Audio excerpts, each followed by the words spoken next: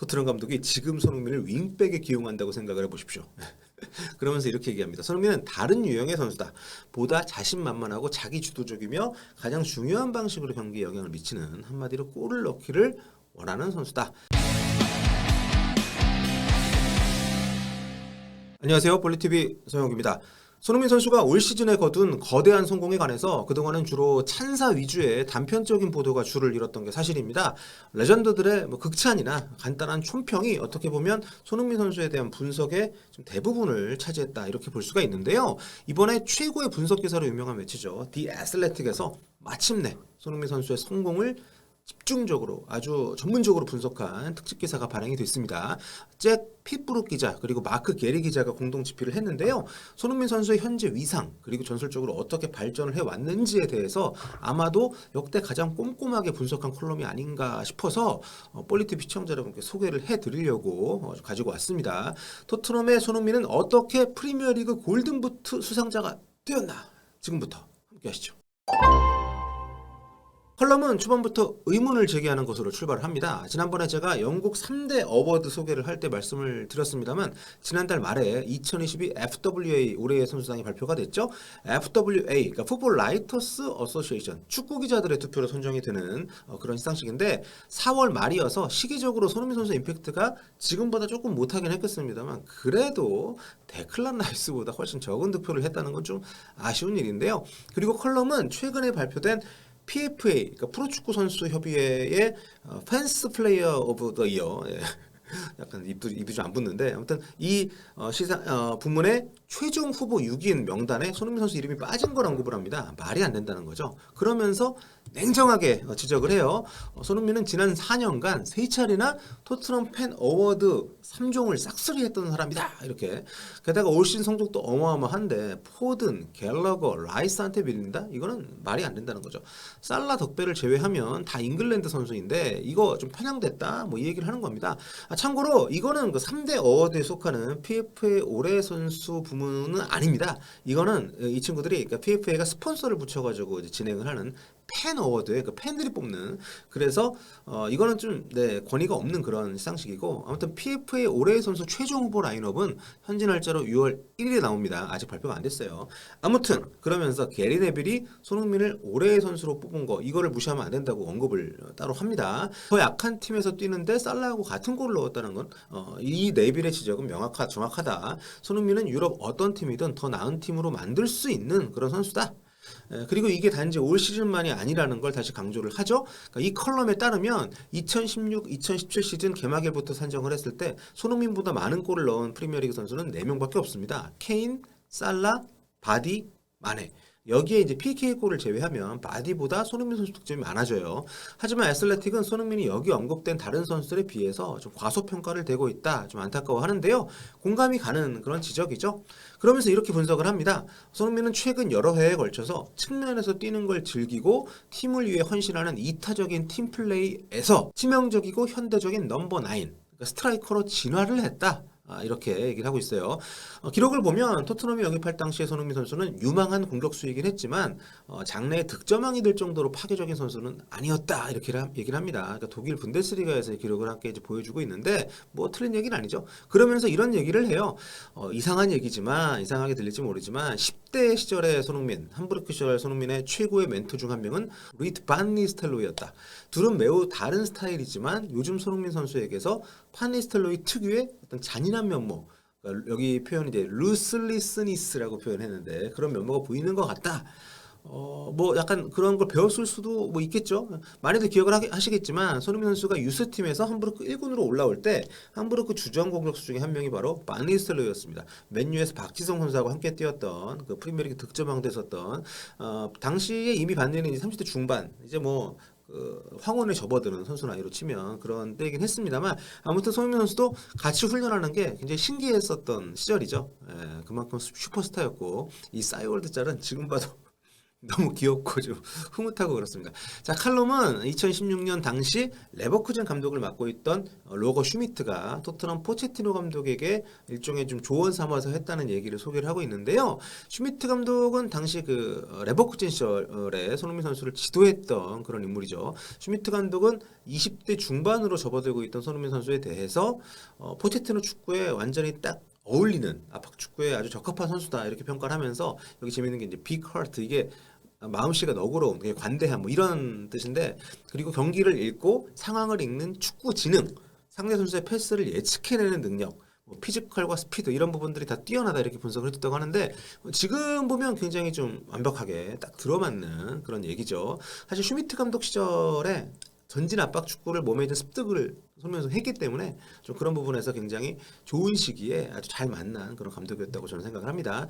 하지만 아직 그 무렵까지는 그러니까 토트넘 초기까지는 손흥민 선수가 킬러로 여겨지지는 않았다는 게 이 컬럼의 분석입니다. 손흥민 선수가 이제 부각되기 시작한 2016-17 시즌 손흥민은 4-2-3-1 포메이션의 이제 레프트 윙으로 주로 뛰었는데요.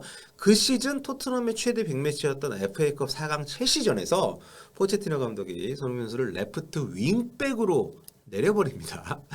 당시에 그 첼시 빅터 모제스를 이제 묶어두기 위한 선택이었을 텐데 이거는 굉장히 국내 팬들 사이에서 엄청 좀 논란이 됐었죠. 실망스러운 선택이었기 때문에 안 그래도 풀타임 출전을 잘 안 시켜줘가지고 교체티노라는 별명도 있었던 때였기 때문에 손흥민 선수를 윙백으로 낭비하는 것에 대해서 저 역시 굉장히 좀 아쉬움이 컸었는데요. 손흥민 선수도 그렇겠습니다만 팀을 위해서 당연히 내색하지는 않았었고 하지만 포체티노 감독의 생각과 달리 효과는 없었고요. 손흥민 선수는 페널티킥을 내주기도 하면서 좀 좋은 경기를 하지 못했습니다. 팀도 2대4로 져서 탈락을 했었고요.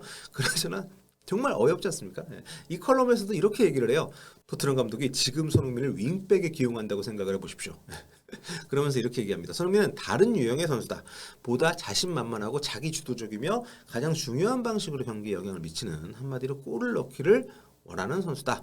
토트넘 스텝이 또 이렇게 얘기를 좀 한다고 해요. 더 이상 손흥민에게 윙어처럼 트랩백하는 역할을 수행하라고 요청할 수가 없게 됐다. 그러니까 윙어들은 상대가 공을 갖고 있을 때 1차적으로 압박 들어가고 또 따라 내려와서 아주 깊은 곳 수비까지 또 해주니까. 근데 이거를 손흥민 선수에게 최근 실제로 봐도 그렇게 많이 내려오지 않죠. 과거에 비해서. 과거에는 무리뉴 감독 초창기까지 그랬던 것 같은데 역주행 스프린트를 굉장히 많이 하는 모습이 있었는데 요즘엔 그런 모습이 거의 없습니다.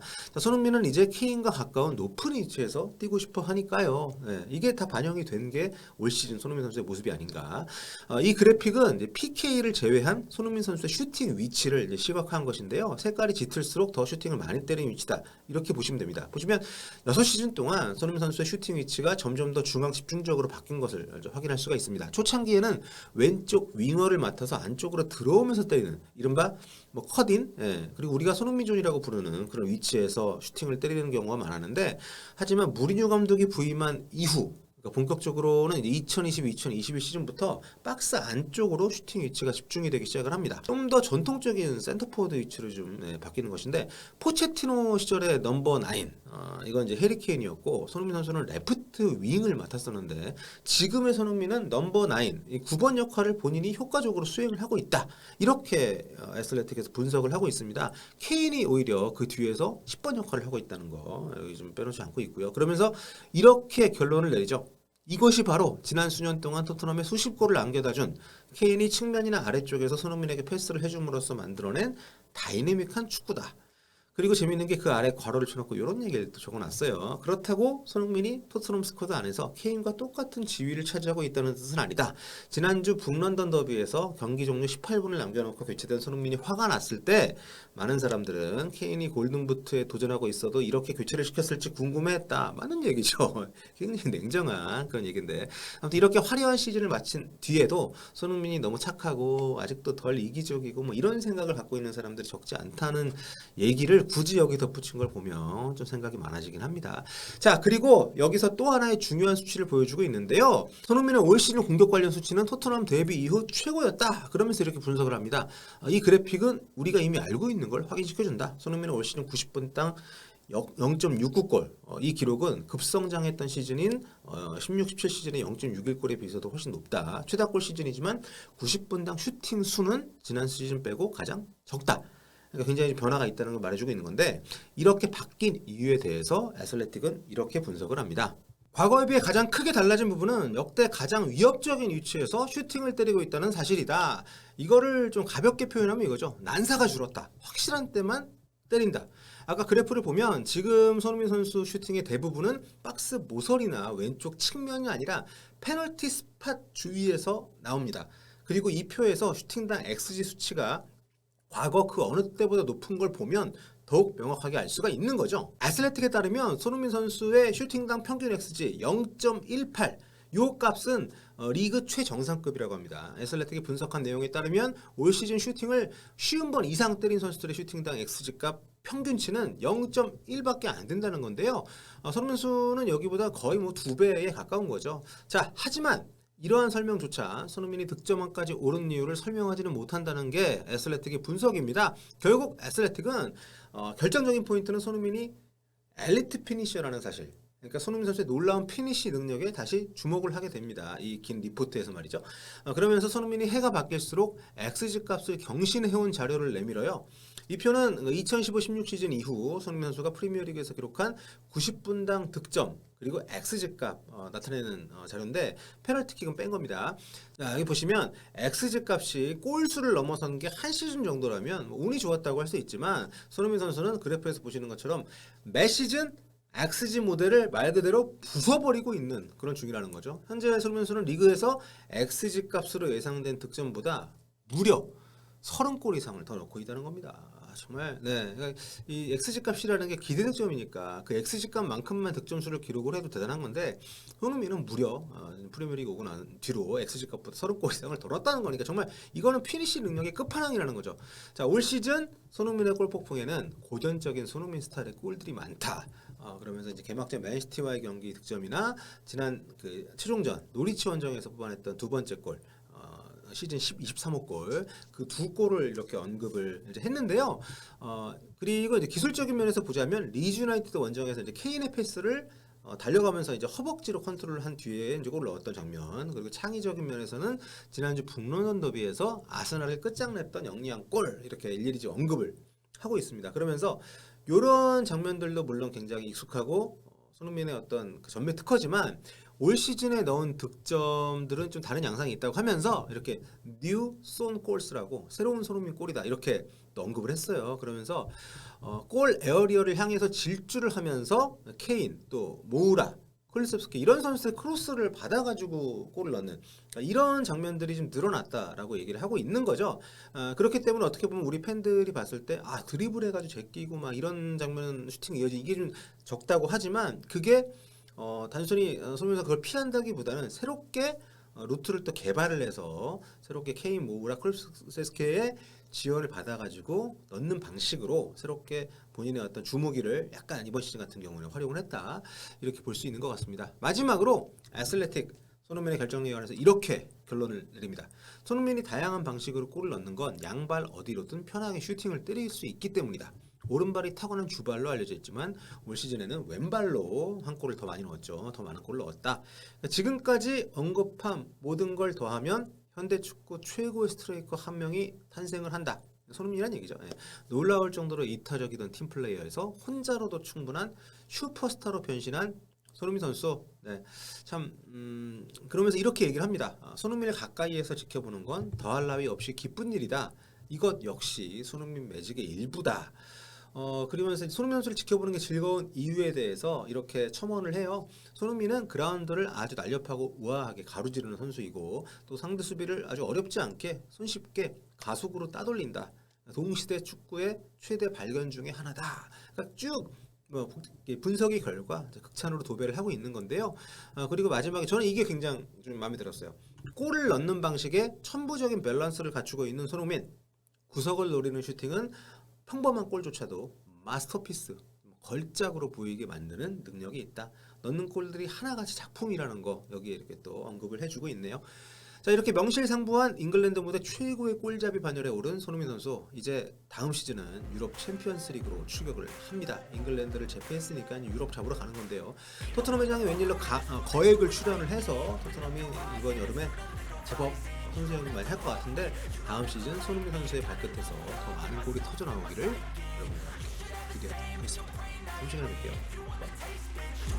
Try me if you wanna hate, bitch. You know where to find me. And if you're going hate this, you can fucking bite me. I'll be cruising in my lane fast, call it high speed. I've been working hard, yeah, I've been working nightly. If you think you'll win, ha, not fucking likely. I be taking shots, yeah, cold-blooded, icy. Watching numbers grow is what I call sight.